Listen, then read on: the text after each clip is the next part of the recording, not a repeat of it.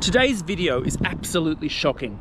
For today's video is about all the industries we've lost. Now, I realize I'm just scratching the surface here, but holy shit, some of the pictures I've got are absolutely mind-blowing. You're not gonna believe the kind of industries we've lost in this city. Like, if you're a young bloke like me, you're gonna be like, oh my God. Now, if you're an older person, you're probably gonna go, oh, I remember that. But holy shit, have we lost a lot. Join me on this adventure. This video will travel along this section of the river and focus on major industries that we have lost. But if you know any that I've missed out in this video, please let me know in the comments, because I'd actually be really interested. This documentary will try and answer when these places were established, what was there, why we lost the industries, and where possible, how many people worked there, and in rare cases, what they were paid. For our first industry, we crossed the river to the former Commonwealth Acetate of Lime factory at Colmslie. This factory produced calcium acetate, which was then made into acetone, which is a vital ingredient for the production of cordite. For those that don't know, cordite was the major propellant in the .303 rifle and a great assortment of other weapons. This factory was built in 1918 at the tail end of World War I, as our country had been plagued by supply issues. Thus, we realised that it would be better if we created our own arms and ammunition and everything else we might need for future wars. The official records state that 30 people worked at the factory. However, this comes from when it was opened. But from what we know, a year later it started to create ethanol for fuel, so this number probably rose substantially. In the time that this factory operated, it created 1,000 tonnes of calcium acetate, which at the time was called Acetate of Lime, hence the name of the factory. This was then converted into 200 tonnes of acetone, which went on to create enough cordite to make 400 million .303 rifle rounds, and made enough ethanol to create 1,200 kilolitres of fuel, which is not a bad effort, seeing as this factory was only open for 8 years, as it shut down in 1926. The reason Brisbane lost it was, moving it to Melbourne was a logistical nightmare. It was simply cheaper making it in Melbourne. A next major place of employment was that of the Hamilton wharves area, which were established in 1922. Bizarrely, they started off as cold stores for the export of butter and cheese to Britain. Later, wool started to be loaded onto ships here for export as well. When I originally moved to this area, I came across the thing that's on the ground. This thing just here. You see this stuff all over the ground? What it's talking about is this thing here on the map. And it's this area here. Observe these cold stores. Can we find that on the mural? Why, yes we can. You know, over here we have cold stores. Can we find anything regarding wool on the mural? Why, yes we can. We've got Peterson's Brisbane store, which talks about how it would store, cart and place on a ship for just 1 shilling a bale. We've also got Golden Fleece over here. Another thing I never noticed until making this video is the container terminals appear to be where Eat Street is now. I wonder if that's why. Street seems to be made out of shipping containers. It's actually kind of cool. The thing is about this stop is we can actually see the Hamilton wharves all around us. It's actually really cool. Now I can like see it. I mean, look at the old buildings. This is essentially what you're looking at. That's actually really amazing. Next to this was Brett's Wharf, which started off shipping timber and was established in 1928. However, during the Second World War, both Hamilton and Brett's Wharf were commandeered by the US Army and Navy to load and unload war-related items. Here's a picture of a whole heap of planes that they loaded onto ships here at Brett's Wharf and dumped into the sea in 1945. After this, Brett's Wharf was used to export everything from grain, live sheep, sugar, and the occasional war bride. Whilst I can't tell you how many people worked here, I can tell you why we lost both the Hamilton and Brett's Wharf, because they actually shared the same fate. Because as the ships got bigger and bigger, they needed deeper and deeper water to berth in. So these facilities were moved down to Fisherman's Island. The facilities at Hamilton were gradually moved to the deeper waters of Fisherman Island in the 1980s, and what was at Brett's Wharf followed suit in 1993. Now, across from these wharves, we have something really exciting. We have the Cairncross Dry Dock. This is the second biggest of its type in the whole of Australia. It was built in 1942 and completed in 22 months by 1,000 men who worked 24 hours a day, 6 days a week, and is 130 metres long. During the war, about 100 Australian and American and a couple of British warships were repaired here. Amazingly, Brisbane was set to become Australia's biggest ship repairer, but sadly, that was not to be. After the war, people called for higher wages and better working conditions.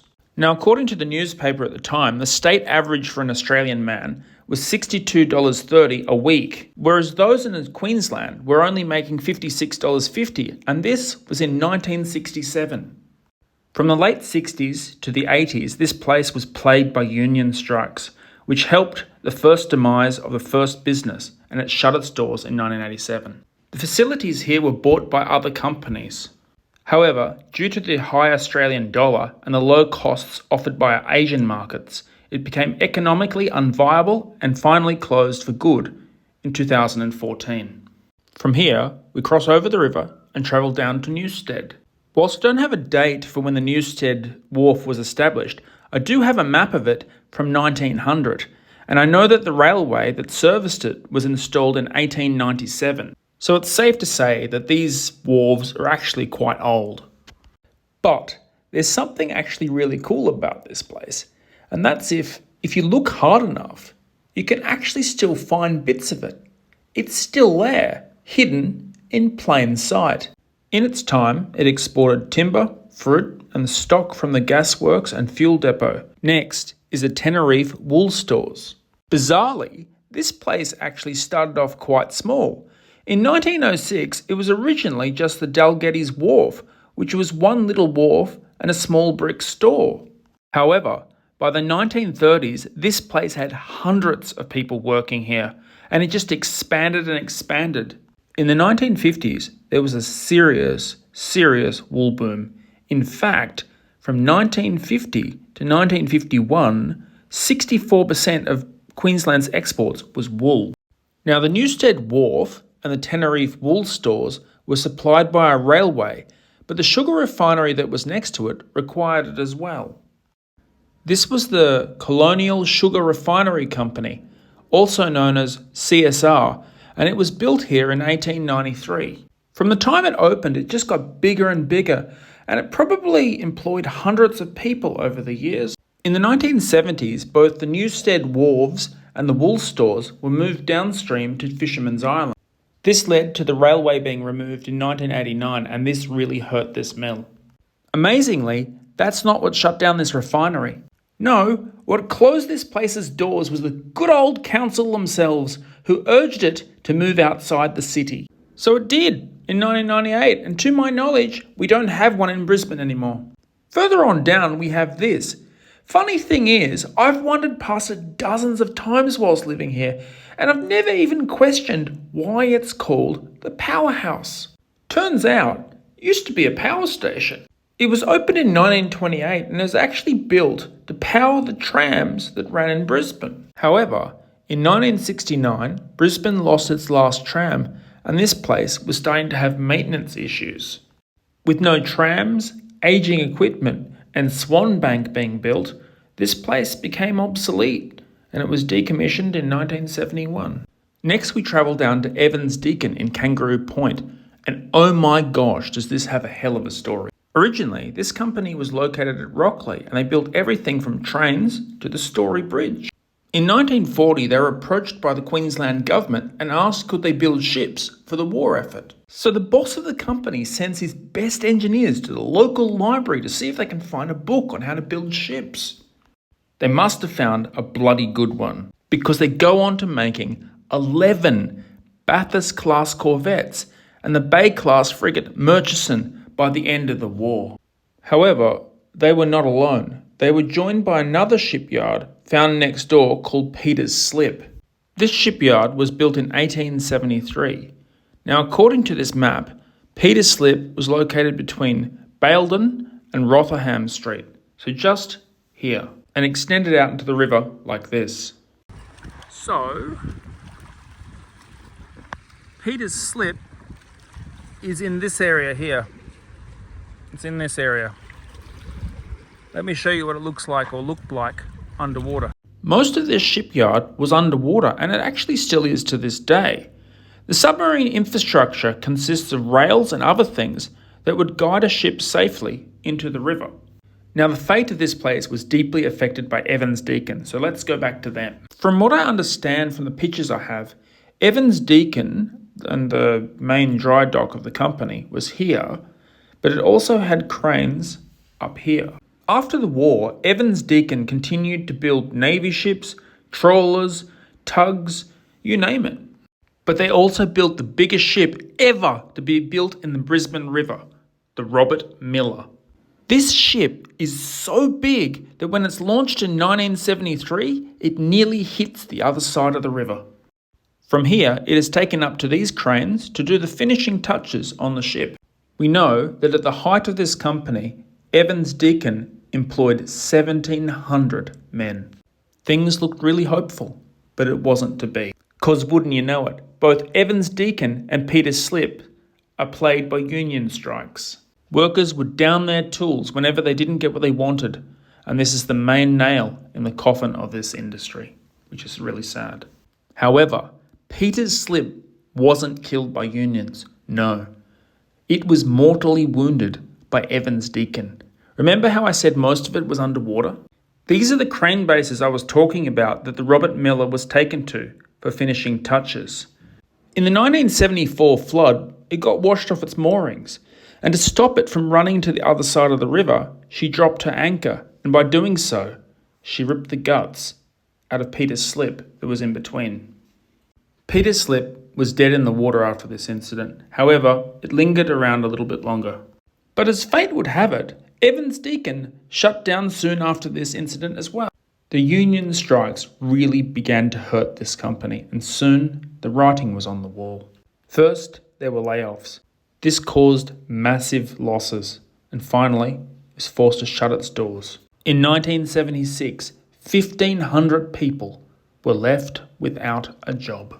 Now, we might be tempted to blame the unions here and say all manner of dreadful things about them. But if we see what these men were fighting for, it sort of starts to make sense.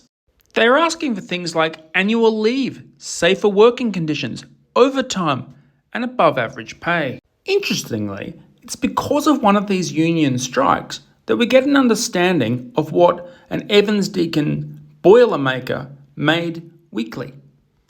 It's this. So yeah, it was below average. Anyway, we move on down here and we make a beeline to the South Brisbane coal wharves. These coal wharves were established here in 1884.